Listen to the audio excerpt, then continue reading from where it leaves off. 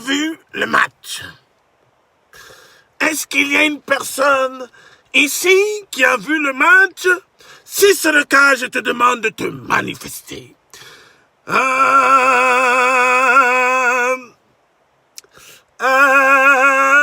moi...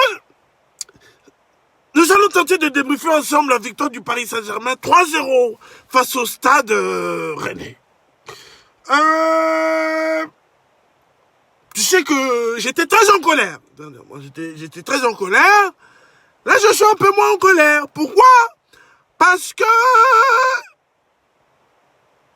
je pense que l'une des plus grandes nouvelles de ce match-là a été ça se fait pas, mais je le pense fort. À un moment donné, il faut être honnête avec soi-même. Quand Ghana s'est blessé, tu sens que ça a changé quelque chose dans le match, hein? Ah, si. Bon, déjà, Marquinhos derrière, Paredes en 6, tu sens qu'il y a la créativité. Bah déjà, ça change tout. Quand tu mets un mec qui joue milieu de terrain dans son poste, bon bah automatiquement, tu sens que il sait ce qu'il a à faire. Marquinhos peut jouer 6, mais c'est un dépannage. C'est comme quand tu crèves un pneu, tu mets la roue de secours. C'est une roue de secours. Tu peux pas dépasser les 80 km/h. Tu ne peux pas aller à Nantes avec ce véhicule depuis Paris. Voilà, Marquinhos peut jouer 6. Il est même des fois très bon, mais ce n'est pas un créateur. Là, t'as vu, Paredes était là, il a créé, même si j'ai insulté sa mère, sa grand-mère, pendant presque une année, c'est bon, il a commencé à prendre ses repères. Et quand Ghana s'est blessé, bon, j'avoue, on a une famille malienne, là où j'ai grandi à Vaux-le-Pénil. Bon, j'ai demandé 2-3 numéros au papa, monsieur Ba, et puis il a fait le travail. Non, plus sérieusement, quand Rafinha est rentré, tu as senti une nouvelle énergie. Parce que Ghana et Herrera, ce sont des relayeurs. C'est des gens qui peuvent bien jouer, ils peuvent te remettre, mais ce ne sont pas des créateurs. Quand Rafinha est venu, là, tu as senti une combinaison. Tu as vu un triangle des Bermudes.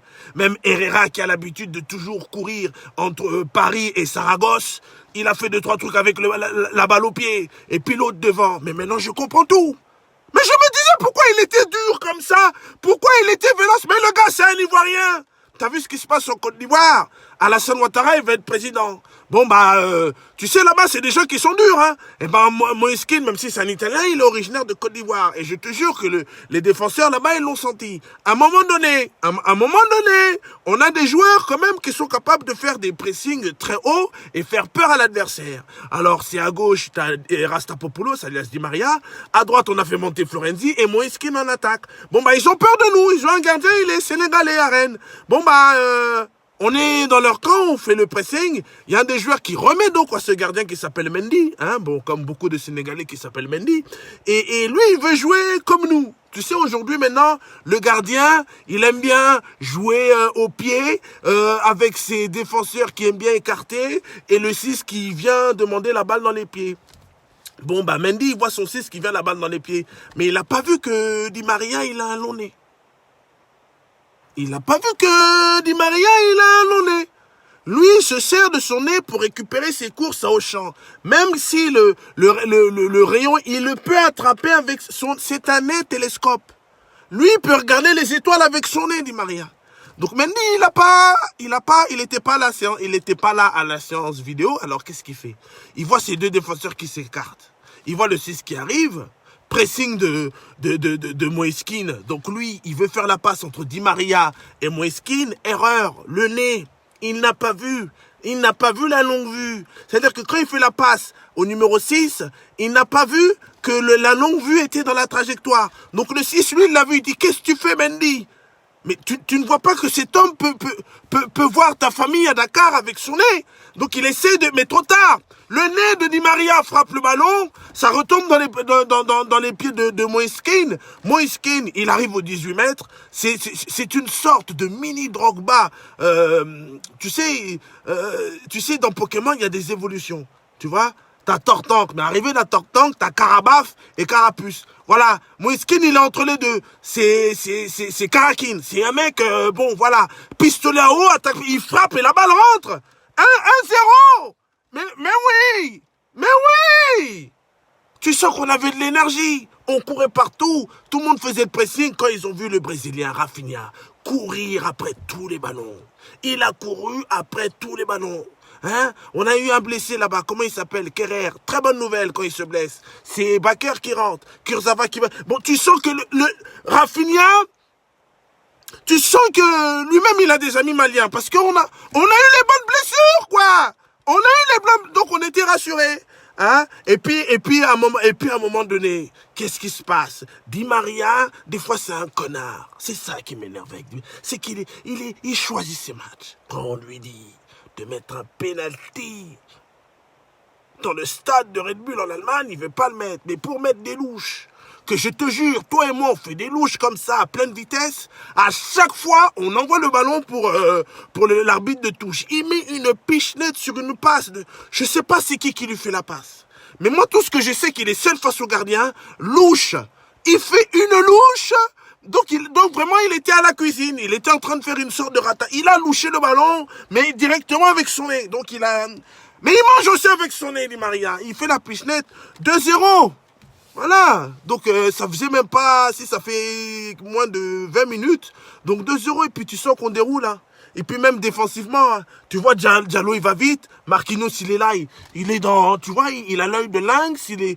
Non, nous sommes bien, même s'ils ont 2-3 occasions de temps en temps avec Bourigeaud qui a un pied, on dirait une arme à feu, lui il faut faire attention, il frappe très bien. Mais même on est là, tu vois, on est là. Donc quand on revient à la mi-temps, on est dans une perspective de confiance, je te dis, Paredes, Rafinha, Verratti, fais gaffe, moi je t'aime beaucoup.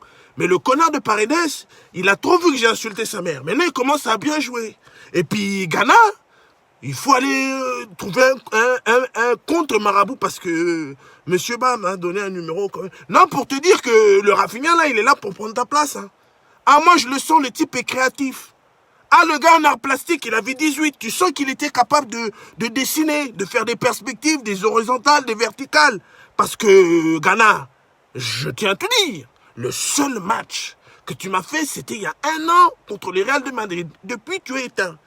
Mais on dirait la PlayStation 2. Tu te souviens, quand tu l'allumais, le CD était dedans, mais il n'y avait que écrit Sony Computer et le jeu ne se lançait pas. Ben là, c'est pareil. À un moment donné, il faut nettoyer le CD, Ghana.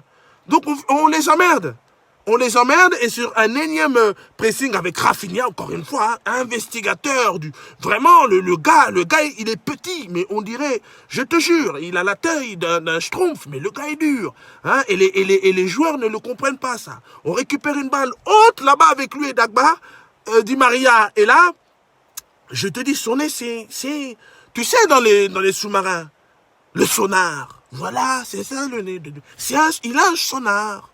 Mais son nez fait tout. Son nez, c'est MacGyver. Voilà. Son nez, c'est MacGyver. Il peut tout faire avec son nez. Donc, il a vu que Mendy, il n'était pas trop à l'aise de là où il était. Il frappe, la balle touche le mollet de Da Silva. Tu sais, c'est un Portugais, Da Silva. Donc, il a le mollet dur. Quand tu frappes contre un mur, automatiquement, la balle prend une autre trajectoire. C'est logique. Donc, il frappe sur le parpaing de Da Silva et la balle va au but. Ah, il frappe de 25 mètres avec son sonar, là. Mais je te dis. Mais si. Donc 3-0. Voilà. Et puis propre, hein. 1-3-0, très propre. Voilà. Donc c'est bien. Les gens vont dire c'est Rennes. Mais frère, c'est pas question de Rennes. C'est question qu'on a bien joué. On aurait joué comme ça, avec ce système-là, hein, avec Marquinhos derrière et puis Danilo dans l'axe ou Rafinha, on n'aurait peut-être pas perdu à l'Esprit ou à Red Bull. Voilà. Donc arrêtez de dire, oh, championnat de France, c'est sûr, il est plus inférieur, mais quand tu joues bien, tu joues bien. Peu importe l'équipe, quand tu joues bien, tu joues bien. On l'a déjà vu avec Paris Saint-Germain. Hein? On a tapassé des équipes européennes en jouant bien. Quand tu joues bien, on peut frapper tout le monde. Donc qu'est-ce que vous avez pensé de l'Ivoirien, là, Moïskine, là, l'Italien ivoirien? Qu'est-ce que vous avez pensé de Rafinha? Oh, Rafinha, mais tu sens... c'est raffiné. Qu'est-ce que vous avez pensé de tout ça et tout? Donc venez, on parle un peu. Hein, venons, nous parlons un peu. Hein, venons-nous. Alors, Paredes, Ivan Ben Paredes. Ah oui, là, j'ai insulté toute sa famille. Vous m'avez entendu? Je me souviens d'un match à Montpellier où il leur donne la balle du Chipus, c'était 3-2 ou 3-3. Le gars était toujours en Russie, hein. Son corps, son esprit était resté au Zénith de Saint-Pétersbourg. Là, c'est bon. Il a tout ramené grâce au confinement. Il a ramené tout son esprit. Et il est bon, hein. Qu'est-ce que tu dis? Moi, j'ai pas honte de faire mon mea culpa. Moi, mon équipe, c'est Paris Saint-Germain. Quand t'es un connard, je te le dis. Mais quand t'es bon, je te le dis aussi. Alors, Orenz Junior Otto, tu penses qu'en jouant comme aujourd'hui, le Paris Saint-Germain est capable de remporter la Ligue des Champions? C'est pas question, il est capable de remporter la Ligue des Champions, parce qu'il y a aussi un facteur chance. C'est ça dans les grandes équipes. Vous le savez, t'as beau être la meilleure équipe du monde, il suffit qu'aujourd'hui t'as la gastro ou que t'as pas fait plaisir à ta maman et tu gagnes pas. Non, en jouant comme ça, bah on peut aller loin, on peut faire peur. C'est surtout ça, en fait. Tu vois, en jouant bien, en jouant avec les gens qui doivent jouer là où ils doivent jouer. C'est tout. Et en mettant les bonnes personnes, ceux qui mouillent le maillot. Et là, t'as vu Rafinha. Là, t'as vu Paredes. T'as vu? Hein? Voilà. Karl, Verratti indispensable. Bien sûr que Verratti est indispensable. Bien sûr. Bien sûr. Bien sûr. Mais la saison est longue. Il va falloir avoir un effectif en forme. Verratti se blesse beaucoup en ce moment. Il est encore en blessure. Donc, il est indispensable, c'est sûr. Mais on a montré là, avec des alternatives, tu vois, au milieu de terrain comme Paredes ou Rafinha, que, bon, alors que l'année dernière, quand Verratti était, c'était la galère. Tu vois, là, Rafinha, c'est... Voilà. El Senior Drigo, Bakker. Moi, j'aime bien Bakker. Moi, j'aime bien Bakker. C'est un bagarreur, Bakker. Tu vois, il est bon. Moi, j'aime bien ce petit, tu vois. Lévin, tu vois comment il fait des efforts. Il sait que Bakker, là, il peut prendre sa place de deuxième. Donc... Ryan Fabrice Bellabi, j'ai toujours cru en Paredes contrairement à Dantin. Ah oui, et t'as cru à lui quand ce connard il faisait des passes décisives à Montpellier? Hein? Menteur! Ton nez est en train de grandir, il est en train de frapper ton ordinateur. Faut pas mentir ici! L'année dernière, Paredes c'était un connard. Maintenant il est bon. Voilà. Arrête de faire genre, ouais, t'as cru en lui quand c'était un connard. Moi je le dis, c'était un connard. Là il est bon. Amen. Richard Hauer, Kerrer toujours blessé, j'en peux plus. Mec, quand au lieu d'affiner ton corps pour le terrain, tu affines ton corps pour aller faire la bagarre, comme on a légalisé le MMA ici, t'as vu, ton corps, il a des bras, on dirait il va s'entraîner à Magic Form tous les jours. Ben oui, c'est normal, tu te blesses, ton corps n'est pas fait pour ça. Ton corps n'est pas fait pour ça. Moi, je l'ai vu. Quand je développe trop mes pectoraux, j'ai des blessures au mollet, on sait pas pourquoi. Et trop lourd. Trop lourd.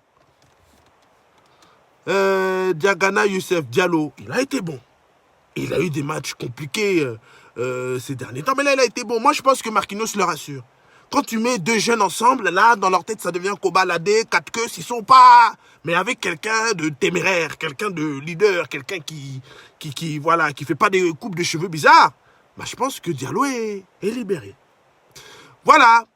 Je pense que nous avons débriefé un peu, hein, donc on attend les prochains matchs. Là, c'est la trêve et puis on se fait des bisous et vive Paris. Voilà.